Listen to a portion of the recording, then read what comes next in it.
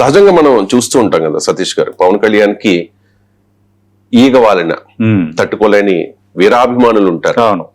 చాలా మంది అంటే చిన్న గాయం అయినా కూడా తట్టుకోలేకపోతారు. అలాంటిది పవన్ కళ్యాణ్ కి సర్జరీల మీద సర్జరీ అంటే ఒక రకమైన ఆవేదన, షాక్ కి గురవుతూ ఉన్నారు అనమాట. రీసెంట్ గా మనం చూసాం, ఆయనకి సైనస్ ప్రాబ్లం తో ఒక సర్జరీ జరిగింది. అప్పుడు కూడా కోలుకోవాలని అభిమానులు కోరుకున్నారు.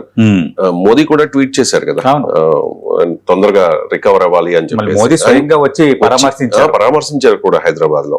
ఇప్పుడు మరో అలాంటి అభిమానులకు మరో షాకింగ్ ఏంటంటే మరో సర్జరీ పవన్ కళ్యాణ్ కి.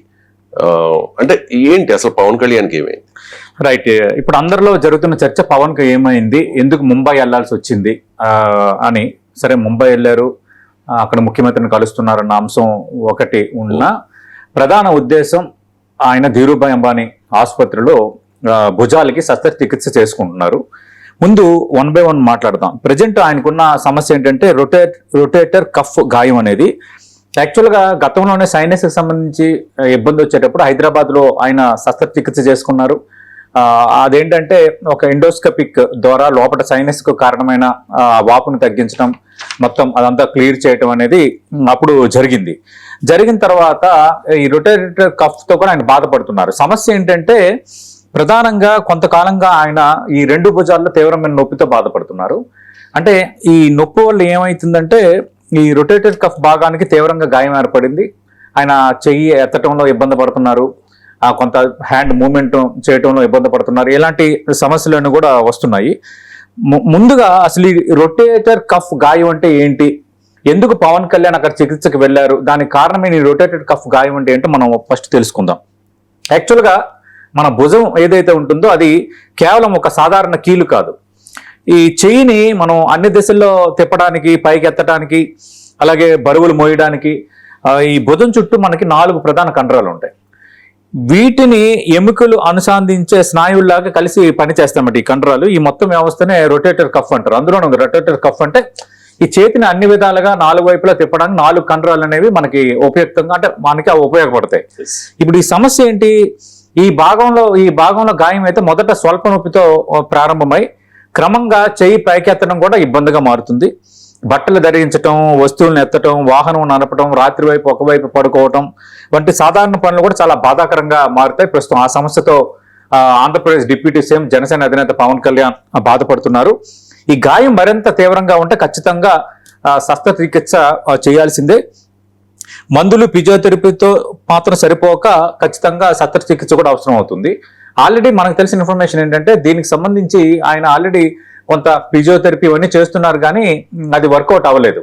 ఇప్పుడు సర్జరీ ఒక్కటే మార్గం అని వైద్యులు సూచించిన నేపథ్యంలోనే ఇప్పుడు పవన్ కళ్యాణ్ ఇప్పుడు ఆ శస్త్రచికిత్స చేసుకోవడానికి, ఆ సర్జరీ చేసుకోవడానికి ఆయన ముంబై వెళ్ళారు.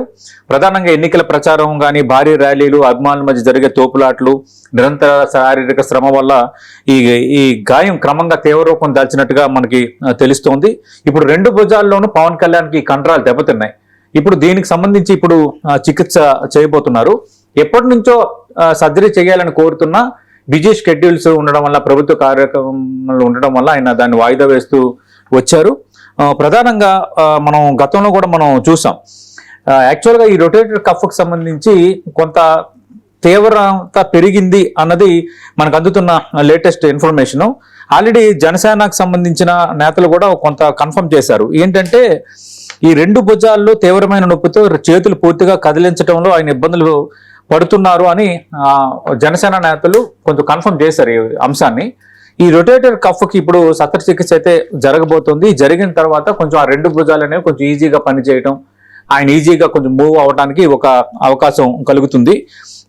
రెండోది, ఈ 2 భుజాలకి గాయం అవటం వల్ల కొంత ఈ సర్జరీ జరిగిన తర్వాత ఆయన కోలుకోవడానికి కూడా కొంత సమయం పడుతుంది. అంటే ఆందోళన పడాల్సింది ఏమీ లేదు పవన్ కళ్యాణ్ ఆరోగ్యం సంబంధించి, కానీ సమస్య అయితే తీవ్రంగా ఉంది. సమస్య ఖచ్చితంగా సర్జరీ ఒకటే మార్గంగా మనకు కనిపిస్తోంది. అంతకుముందు మనం చూస్తే ఎండోస్కోపిక్ సైనస్ సర్జరీ చేశారు ఆయనకి.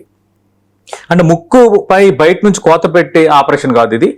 ముక్కు రంధ్రాల ద్వారా అత్యంత సన్నని ఎండోస్కోప్ లోపలికి పంపించి సైనస్ మార్గాల్లో ఏర్పడిన ఈ అడ్డంకులను, వాపు, ఇన్ఫెక్షన్ కారణమైన భాగాలను తొలగించే అత్యాధునిక శస్త్ర చికిత్స. అయితే పదే పదే ఆయన అలసటకు గురవటం, కొంత కళ్ళు తిరిగి పడిపోయిన వాతావరణం, ఇవన్నీ కూడా ఈ మధ్యకాలంలో చూస్తున్నాం. అంటే పవన్ కళ్యాణ్ అంటే మీరు అన్నట్టుగా చాలా మందికి ఒక రకమైన పిచ్ ఫ్యాన్స్ ఉన్నారు, ఆయన అంటే ఊగిపోయే ఫ్యాన్స్ ఉన్నారు. Yes.